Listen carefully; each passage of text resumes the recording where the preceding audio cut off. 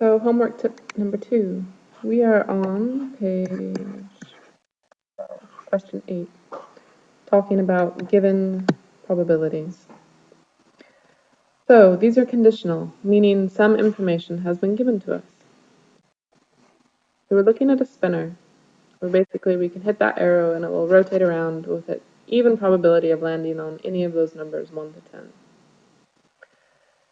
So, part A, given it's an even number, find the probability that it's a 4.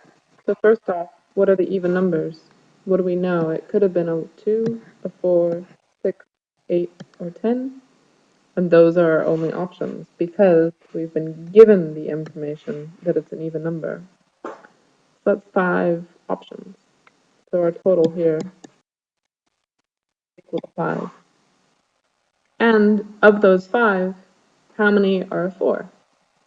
Just 1, right? So the probability is 1 out of 5. So next we're looking to see, given it is a 7 or less. So let's ignore those for a minute and take a look at the 7 or less. 7 or less, that means it could be a 7 or anything less than that. So 7 to 1. How many options total is that? That's 7 total options. And how many of those are a 1 or a 2? 1 or 2. 2 of them. So our probability is 2 out of 7.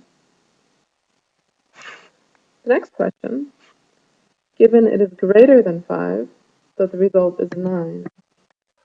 So again, going back to our spinner, given that it is greater than 5, what does that mean? That means it cannot be 5, it has to be greater than it, so that's all of these. 6, 7, 8, 9, or 10. So the result is a 9.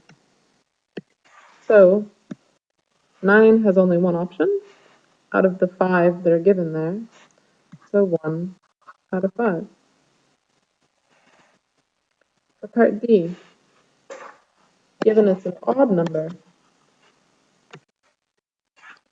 but the result is a 5 or a 7. So again, we've been given information that it's odd, so that narrows our possibilities, meaning it could be a 1, 3, 5, 7, or 9 if it's odd. And they want to know what the probability is of it being a 5 or a 7. 5 or 7.